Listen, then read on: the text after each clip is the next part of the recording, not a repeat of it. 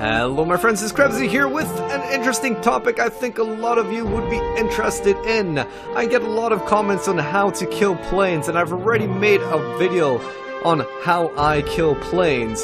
And I also get a lot of comments on how to lose people off your 6. So this video is appropriately called How to Get People Off Your Tail. This is going to be showing you a series of clips that I'm going to be talking through of using some tricks up your sleeves that you can pull out on people to try to get them off your 6 so that you can reverse it on them and then get behind them. Alright, so these first 4 clips that I'm going to be showing you are incorporating some sort of variation of vertical climbs. In this first game, I'm chasing down an enemy to kill him with my LA5FN. When I see tracers behind me, they're not shooting at my target, so it's not a kill steal. They're shooting at me. So, I engage into a vertical climb with a corkscrew, and this is advantageous in 2 reasons. One, by going into a vertical climb, if you're the plane with a more powerful engine, you'll be able to climb higher than your opponent who's chasing after you, and thus they'll be able to stall before you do, while you can do a hammerhead on top of them. Also, if you're a plane that has a good turn time, for example the LA5FN like I do, you can also make it difficult for the enemy to keep up with your corkscrew. And so I managed to get behind the Spitfire. Normally a Spitfire would be able to catch up with me, but since I'm using the LA5FN and it still has a decent turn time in comparison to other planes, the Spitfire could not keep up with my turn, and also that climb at the same time. So the next game is on African Canyon, and I'm using my BF-109. I see my teammate in need, so I go out to help him by killing the Spitfire.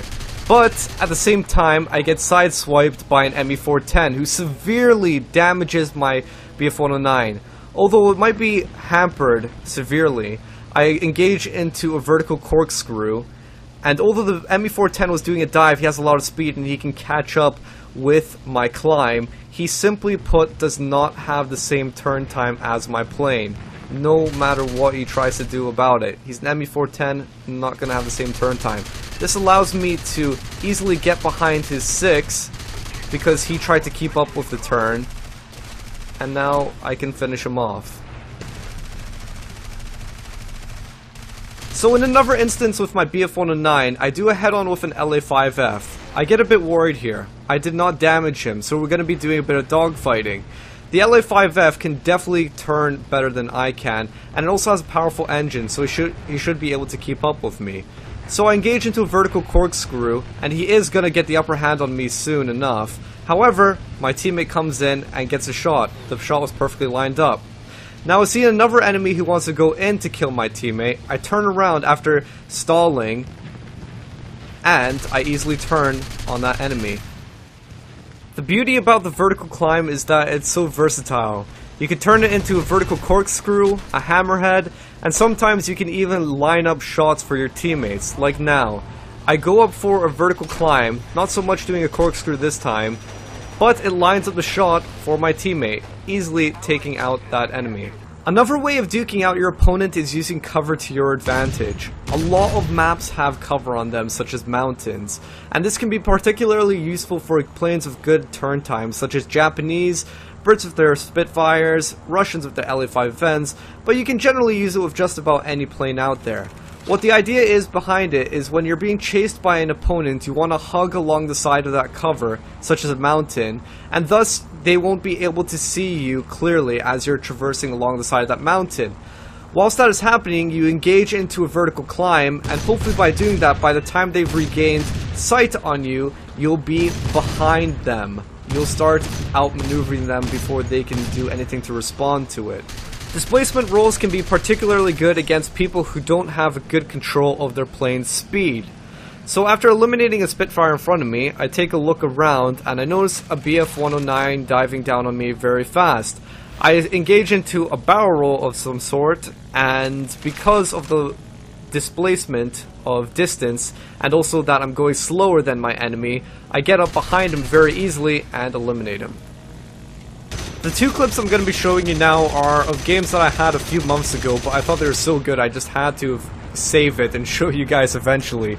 But the idea behind this is sometimes when you cannot outturn your opponents, sometimes all you can do is speed away.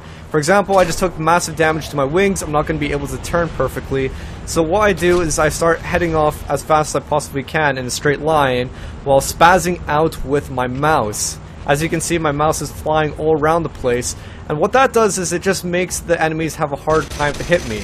Not only is it hard to hit an enemy in a straight line, because there's a very small silhouette to shoot at, but if I'm moving around in a spazzy manner, it makes it even more difficult to predict where your enemy will be.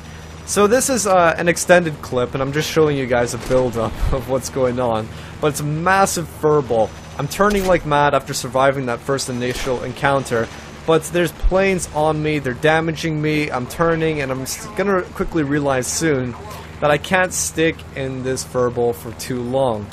Plenty of enemies around me, I'm gonna die if I'm overstaying. So, I try to take down as many people as I possibly can, do some damage, but I'm gonna realize, wait, my flight parameters aren't great, my wings are severely damaged. It's time I start doing a number of these spazzy maneuvers, heading off in a straight line, using the trees for a little bit of cover.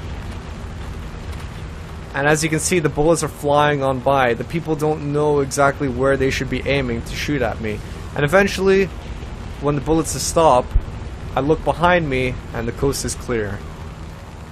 So if all else fails, you can just Top Gun it, hit the air brakes. I'm gonna hit the brakes, he'll fly right by. Now!